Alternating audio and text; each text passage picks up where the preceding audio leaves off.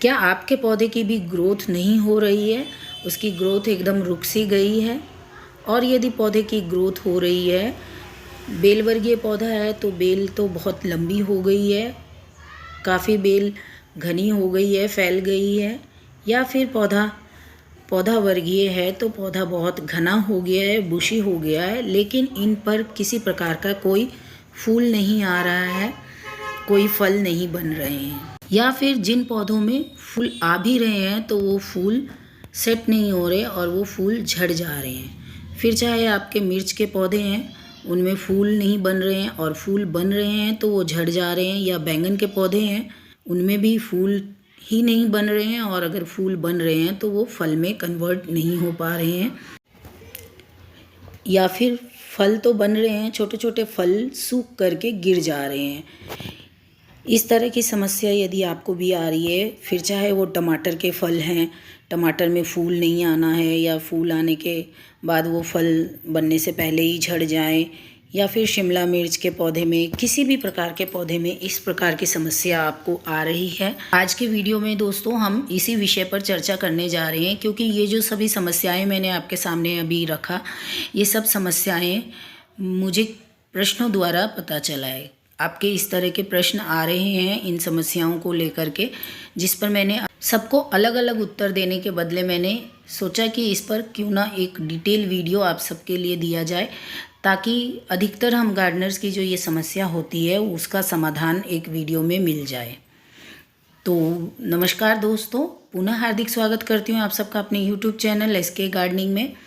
दोस्तों, यदि आज के वीडियो में मेरे द्वारा दी गई जानकारी आपको पसंद आए तो वीडियो को लाइक और शेयर अवश्य कर दीजिएगा, और मेरे चैनल पर आप पहली बार आए हैं तो प्लीज़ आते रहिएगा, चैनल को सब्सक्राइब कर लीजिएगा। तो चलिए अब आज की चर्चा को हम आरंभ करते हैं। और सबसे पहला जो प्रश्न है, जो इस तरह के प्रश्न मुझे आ रहे हैं, उनमें ये कि बैंगन के फूल उनके झड़ जा रहे हैं। पौधे पर फूल तो आ रहे हैं लेकिन वो फल में कन्वर्ट नहीं हो रहे हैं, और फल बनने से पहले ही वो फूल झड़ जा रहे हैं, नीचे गिर जाते हैं। तो देखिए, इसका जो कारण है वो आपको पहले पता करना होगा, क्योंकि इन सब के कारण अलग अलग होते हैं और आपको कोई भी उपाय जान करके अपने पौधे पर उसका उपयोग नहीं करना है। वो उससे आपको जो आप रिज़ल्ट चाहते हैं वो रिज़ल्ट नहीं मिलेगा। तो सबसे पहले आपको उसके कारण जानने होंगे कि आपके पौधे में जो ये समस्या है वो क्यों हो रही है। और दूसरा प्रश्न था कि उनके बरबटी की जो बेल है, एक दर्शक ने मेरे से ये सवाल किया था कि उनकी बरबटी के जो बेल हैं वो बहुत लंबे हो गए हैं लेकिन उन पर अभी तक एक भी फूल नहीं आ रहे हैं। तो फूल नहीं आना या फूल झड़ जाना, इन सब समस्याओं के कई कारण हो सकते हैं। तो सबसे पहले आप कारण का पता लगाइए कि किन कारणों से आपके पौधे में ये समस्या है, उसके बाद ही आप उपाय करिएगा। जब कारण जानने के बाद आप उपाय करेंगे तो एकदम सही उपाय होगा वो, और फिर आपके पौधे पर उसका आपको रिजल्ट भी मिलेगा। तो फूल झड़ जाना या पौधे पर फूल ना आना या फूल में छोटे छोटे फल आकर के झड़ जाना, इन सभी समस्याओं के बहुत सारे कारण हो सकते हैं। तो सबसे पहले कारण पर हम बात करते हैं। फूल ना आना या झड़ जाना या फलों का ना बनना, इसका सबसे पहला कारण जो हो सकता है वो ये कि आपके यहाँ पर जो तापमान है उसमें अचानक से वृद्धि या कमी आ गई है। तापमान अचानक फ्लक्चुएट कर रहा है, या तो बहुत अधिक बढ़ गया है या बहुत अधिक घट गया है। तो ऐसी स्थिति में भी हमारे पौधे जो हैं अपने फूल पत्तियाँ बढ़ जाते हैं, उनके पत्ते जो हैं या फूल और फल में कन्वर्ट नहीं होते। तो आपको अपने यहाँ के तापमान का ध्यान देना है। यदि तापमान में इस तरह का कोई बदलाव आया है तो ये चीज़ें थोड़े दिन आपके साथ रहेगी, ये समस्या रहेंगे, फूल इस तरह से झड़ जाएंगे। और आपके पौधे में फूल और फल झड़ने के जो समस्या का दूसरा कारण हो सकता है वो है पानी। यदि आप पानी को गैप करके देते हैं या पानी देने में अनियमित हैं, अनियमित रूप से अपने पौधों को पानी देते हैं, कभी बहुत अधिक दे दिया पानी, कभी बहुत कम दिया, तो भी आपका पौधा वाटर स्ट्रेस में चला जाता है और इस स्थिति में वो अपने फूल और फल दोनों गिरा देता है। तो आप ध्यान दीजिए कि आप अपने पौधे को नियमित रूप से पानी दें। यदि आपकी मिट्टी एकदम गीली है तब आपको पानी नहीं देना है, बस हल्का सा मॉइस्चर बना रहना चाहिए हमेशा आपकी मिट्टी में। ना तो आपकी मिट्टी एकदम सूखनी चाहिए, ना ही बहुत ज़्यादा गीली होनी चाहिए। देखिए यहाँ पर लगातार वर्षा हो रही है, 2 रातों से वर्षा हो रही है, उसके बाद भी आप देख सकते हैं मेरी मिट्टी कितनी वेल ड्रेन है। पूरी तरह से पानी इसमें से ड्रेन आउट हो जाता है, जमा नहीं होता है। यदि पानी का जमाव होगा तब भी आपके पौधे अपने पत्ते और फल गिरा देगा। तो अभी बरसात का मौसम है, लगातार बरसात हो रही है। मेरे यहाँ तो बहुत अधिक वर्षा हो रही है, लगातार 2 रात से पूरी रात वर्षा हो रही है। फिर भी आप देख सकते हैं मेरे मिट्टी कितने वेल ड्रेन्ड है। तो इस तरह से आपको इस बात का ध्यान रखना है कि आपकी मिट्टी जो है ना तो बहुत अधिक सख्त होनी चाहिए, ना ही बहुत अधिक गीला होना चाहिए। दोनों ही कंडीशन, ओवर और अंडर वाटरिंग में आपका पौधा अपने पत्ते गिरा देगा, अपने फूल गिरा देगा। तो अब हम बात करते हैं तीसरे कारण की।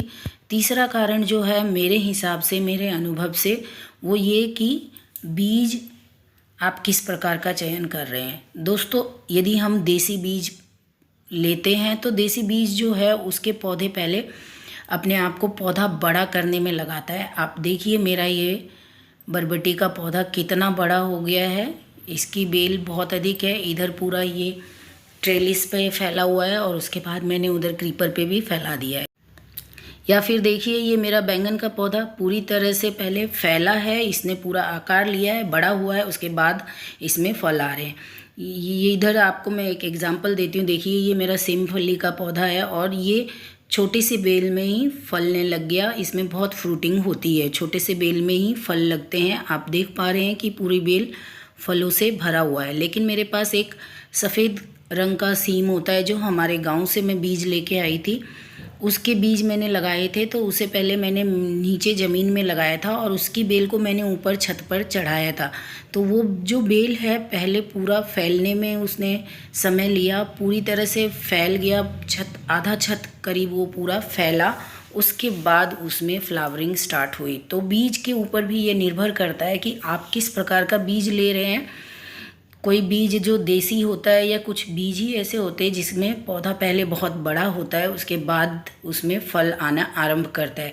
ये देखिए ये टमाटर का पौधा है, ये पौधा भी पहले बहुत अधिक घना हुआ है और उसके बाद इसमें फूल आने लगे हैं और अब फल भी बन रहे हैं और पौधा अभी भी घना हो रहा है। तो आप देख सकते हैं ये चीज़ें बीज पर भी निर्भर करता है। ये जो मेरा अनुभव है, मैंने स्वयं से अनुभव किया है, वो चीज़ आपके साथ साझा कर रही हूँ। तो आप एक बार अपने बीज को भी अवश्य जांच लीजिएगा।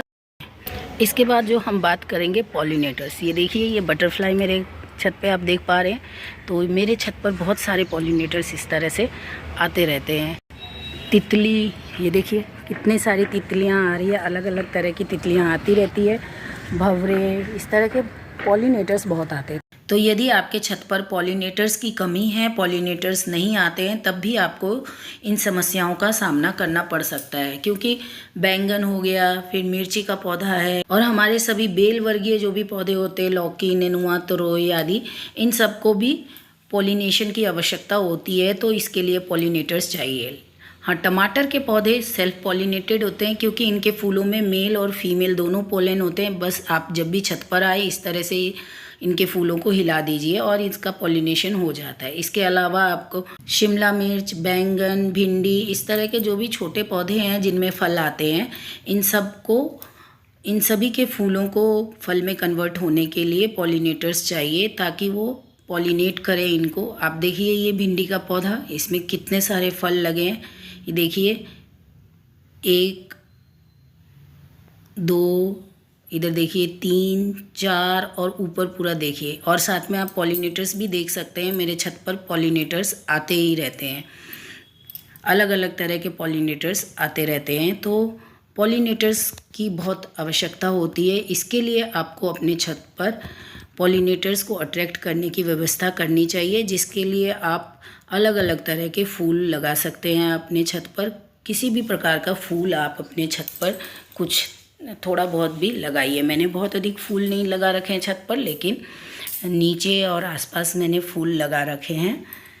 खासकर आप अपने छत पर सब्जी के बीच बीच में पीले फूल, गेंदा या जो भी पीले रंग के फूल आते हैं, उनको आप लगाइए ताकि उससे पॉलिनेटर्स अट्रैक्ट हो। पांचवा जो कारण है कि आपके पौधे में फल नहीं बन रहे हैं वो धूप हो सकता है, क्योंकि जितने भी ये सब्जियां वाले पौधे हैं जिनमें इतनी हैवी फ्रूटिंग होती है, मिर्ची, भिंडी, बैंगन, टमाटर, इन सभी पौधों में बहुत हैवी फ्रूटिंग होती है, जिसके लिए इन्हें सूर्य की प्रकाश की आवश्यकता होती है ताकि ये प्रकाश संश्लेषण की प्रक्रिया को अच्छे से कर पाएँ और इतनी हैवी फ्रूटिंग दे पाए। इसके बाद छठा इम्पोर्टेंट जो पॉइंट है वो ये कि नीचे की पत्तियों में आप देखिए कि आपके पौधों में कोई कीड़ों का अटैक तो नहीं है। जैसा कि आप देख रहे हैं मेरे पत्ते एकदम स्वस्थ दिख रहे हैं। लौकी के पौधे में जो नीचे के पत्ते होते हैं उसे हमेशा हटाते रहिए, क्योंकि नीचे के पत्तों से ही जो पौधे में कीड़े लगना या बीमारी लगना आरंभ होता है, तो उसको आप हटाते रहिए। यदि आपके पौधे में कुछ पत्तों में कीड़े दिखे, एफिड्स का अटैक दिखे या किसी और प्रकार की बीमारी दिखे तो आपको उन पत्तों को हटा देना है। मिट्टी में पानी का जमाव ना हो, आप ये भी ध्यान रखें। तो आपके पौधे को किसी प्रकार की कोई बीमारी तो नहीं है, ये चेक कर लीजिए। ये देखिए कितने अच्छे पॉलिनेटर्स मेरे छत पे है। जब भी आप आएंगे छत पे, पॉलिनेटर्स मेरे छत पर आपको मिल ही जाएंगे। ये देखिए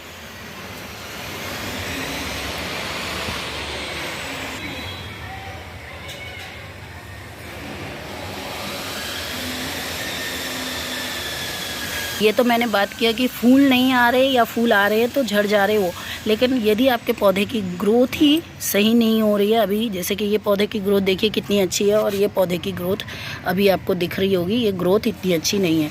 तो मुझे पता है यहाँ लगातार बरसात हो रहा है तो इससे कुछ पौधे तो ग्रो कर गए हैं और कुछ पौधों की यही स्थिति है। तो ऐसे में हम जब आपके पौधे की ग्रोथ नहीं है तो आपको इसके लिए सबसे जो बेस्ट होता है नाइट्रोजन युक्त खाद देना है आपको। नाइट्रोजन युक्त खाद कौन कौन से होते हैं? सबसे बेस्ट तो गोबर की खाद है। उसके बाद आप किचन वेस्ट कंपोस्ट दे सकते हैं, वर्मी कंपोस्ट दे सकते हैं या फिर सरसों की खली दे सकते हैं। ये सब खाद आप दे सकते हैं। इसके बाद सबसे बड़ा जो कारण होता है आपके पौधे में फूल ना आने का वो होता है न्यूट्रिशनल डेफिशिएंसी। खासकर माइक्रो न्यूट्रिशनल डेफिशिएंसी के कारण आपके पौधे में फूल नहीं आते, और यदि फूल आते हैं तो वो फल में कन्वर्ट नहीं होते हैं।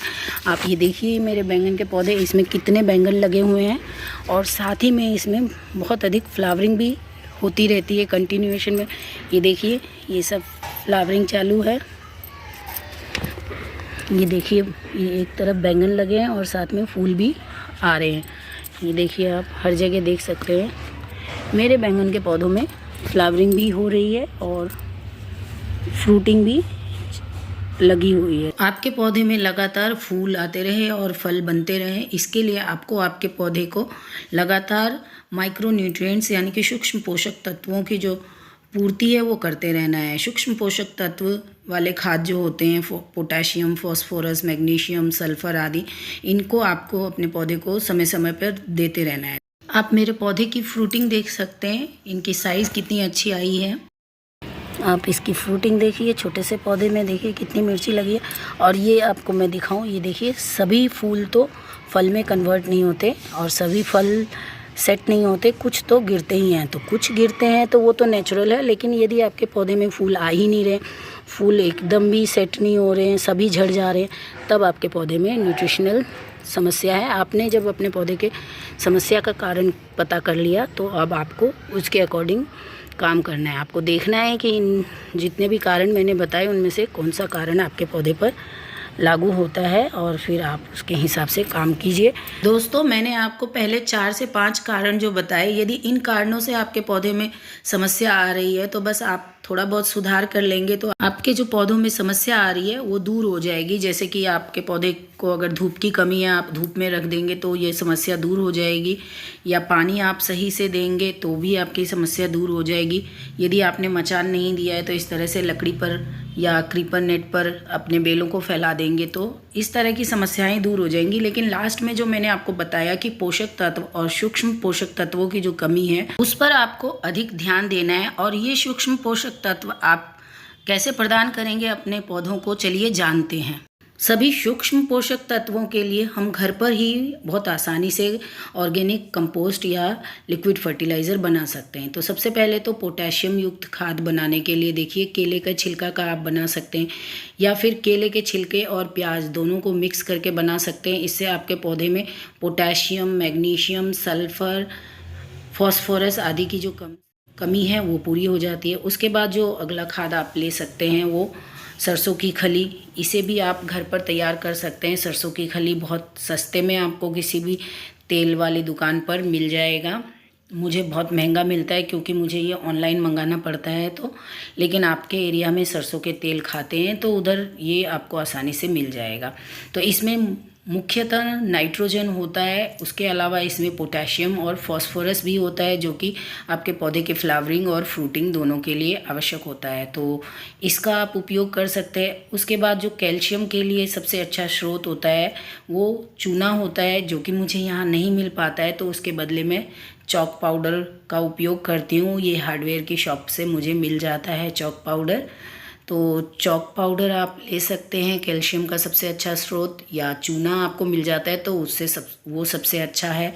उसके बाद पोटेशियम से भरपूर जो खाद है, जो कि एकदम फ्री की खाद होती है, हम लोगों के घर में बहुत आसानी से आसपास अवेलेबल हो जाएगा। नहीं है तो आप कुछ लकड़ियों को जला करके ये वुड ऐश तैयार कर सकते हैं, लकड़ी की राख। इसके अलावा आप कंडे की राख भी ले सकते हैं, लेकिन वुड ऐश पोटेशियम से भरपूर होता है। और उससे भी आसानी से जो हम सबके घरों में उपलब्ध होता है वो ये छाछ या दही से बना लिक्विड फर्टिलाइज़र। इस लिक्विड फर्टिलाइज़र को आप अपने घर पे बहुत आसानी से बना सकते हैं और इसे अवश्य बना के रखिए, लगातार बनाते रहिए अपने पौधों के लिए। आप इसे डायरेक्ट उपयोग में लाएंगे तो इससे आपको वो लाभ नहीं मिलेगा जिस लाभ के लिए आप इसका उपयोग कर रहे हैं। इसलिए इस छाछ से या दही से जो आप फर्टिलाइज़र बना रहे हैं उसे कम से कम 15 से 20 दिन इस तरह डब्बे में बंद करके रखिए। ये आपके लौकी, टमाटर, जितने भी बेल वर्गीय सब्जी है, फिर टमाटर, बैंगन, भिंडी, मिर्च के पौधे, इन सब पर बहुत ही अच्छा काम करते हैं। और मिर्च के ऊपर तो मैंने आपको वीडियो भी दिया है कि इस तरह से ये वुड ऐश और चॉक, इनका जो मिश्रण करके आप बनाते हैं, खाद देते हैं, उससे आपके मिर्च के पौधों में पत्तों से भी अधिक मिर्च ही मिर्च आएंगे। तो मिर्च के लिए रामबाण है राख, और ये छाछ और चूना से बना खाद। इसके बाद पोटेशियम और फॉस्फोरस से युक्त खाद जो है केले के छिलके का मैंने बताया। केले के छिलके से आप कई प्रकार के खाद बना सकते हैं। ये देखिए, मैं सबसे अधिक जो उपयोग करती हूँ वो ये है, वो लिक्विड फर्टिलाइज़र है, केले के छिलके से बना लिक्विड फर्टिलाइज़र, जिसका मैं हर 10 दिन पर अपने पौधों पर उपयोग करती रहती हूँ। आप देख सकते हैं ये बाल्टी हमेशा मेरा तैयार रहता है। अभी यहाँ बहुत बरसात हो रही है इसलिए मैं इस फर्टिलाइज़र का उपयोग नहीं कर पा रही हूँ। देखिए, ये केले का छिलका और प्याज के छिलके से बना खाद है। तो इसमें पोटेशियम बहुत अधिक मात्रा में होता है, फॉस्फोरस भी बहुत अधिक मात्रा में उपलब्ध होता है। और इस फर्टिलाइज़र का उपयोग जो करना है, इसका कोई ऐसा फिक्स रेशियो नहीं है, लेकिन मैं जो उपयोग में लाती हूँ ये 5 लीटर का केन है। इस 5 लीटर में मेरा ये 1.5 लीटर का मग है, तो इससे 1 मग मैं ये फर्टिलाइज़र लेती हूँ और बाकी पानी मिलाती हूँ इसमें। दोस्तों, मैं अभी कोई भी खाद डाल के नहीं दिखा सकती क्योंकि आप देख पा रहे हैं कि इतनी बरसात से मेरी मिट्टी ऑलरेडी बहुत गीली है। जैसे ही बरसात थोड़ी भी कम होती है तो मैं ये खाद अपने पौधों को दे देती हूँ। तो इस तरह से ये खाद आप अपने छत पर हमेशा रखिए, जिससे इतनी अच्छी फ्रूटिंग होती है। मैंने आपको हमेशा दिखाया, ये देखिए इधर मैंने खाद बना रखा है, ये मेरा लगातार बनता रहता है। और देखिए मेरे पौधे की फ्रूटिंग्स मैं आपको दिखाती रहती हूँ। बरबट्टी तो मैं कितनी हार्वेस्ट करती रहती हूँ, आपको दिखाती रहती हूँ। इधर आप देख पा रहे हैं मेरे टमाटर के पौधे की ग्रोथ कितनी अच्छी है, और कुछ टमाटर इसमें ख़राब भी हो जा रहे हैं। देखिए, उसके बाद भी आप देख सकते हैं कि कितने अच्छे मेरे टमाटर फल रहे हैं। या फिर आप भिंडी देखिए, मिर्ची देखिए, नेनुआ, सभी पौधे मेरे बहुत अच्छी फ्रूटिंग करते हैं। तो दोस्तों, ये जो बनाना पील फर्टिलाइज़र है और ऑनियन पील फर्टिलाइज़र, ये बहुत रिच होता है पोटेशियम में, और फॉस्फोरस भी इसमें अच्छी मात्रा में पाई जाती है। पोटेशियम और फॉस्फोरस आपके पौधे में फूल आने में मदद करता है और फूल को फल में कन्वर्ट करने में मदद करता है। देखिए आप देख सकते हैं कितनी अच्छी फ्लावरिंग हो रही है मेरे पौधों में, और ये देखिए फल में भी बदल रहे हैं इनमें फूल, और कुछ फूल तो गिरेंगे ही, ऐसा नहीं है कि आपके सभी फूल फल बन जाएंगे। ये देखिए इस तरह से तो कुछ फूल गिरते ही हैं। और तो पोटेशियम फास्फोरस के लिए सबसे बेस्ट जितने खाद थे होममेड ऑर्गेनिक, जो कि बहुत आसानी से उपलब्ध हैं आपके लिए, मैंने आपको बताया। और केमिकल के बारे में मैं नहीं बता सकती क्योंकि मैंने आज तक कोई भी केमिकल खाद का उपयोग नहीं किया है, ना ही मुझे उसका नाम पता है। तो आप चाहे तो केमिकल फर्टिलाइज़र का भी उपयोग कर सकते हैं, लेकिन मैं किसी प्रकार के केमिकल फर्टिलाइज़र का उपयोग नहीं करती हूँ। दोस्तों अब मैं आशा करती हूँ कि आप अपने पौधे में आने वाली समस्या का कारण का पता लगा पाएंगे, और यदि कारण का आप पता लगा पाए तो उसके हिसाब से जो भी मैंने निदान बताया है आप वो निदान करेंगे, और उससे आपको यदि कुछ लाभ मिलता है, किसी भी प्रकार से आपको इस जानकारी से सहायता मिलती है, चाहे 15 दिन बाद पता चले आपको या 1 महीने बाद उसका रिज़ल्ट आपको पता चलता है, आप मुझे कमेंट करके अवश्य बताइएगा। और दोस्तों इतना डिटेल में जानकारी देने में समय लगता है, इसलिए वीडियो लंबा हो जाता है, तो वीडियो लंबा हो गया काफ़ी। आशा करती हूँ मेरे जिन मित्र ने मुझसे ये प्रश्न पूछे थे उन्हें उनका उत्तर मिल गया होगा। तो आज के वीडियो में बस यहीं तक, मिलते हैं अगले वीडियो में एक नई जानकारी के साथ। तब तक के लिए नमस्कार।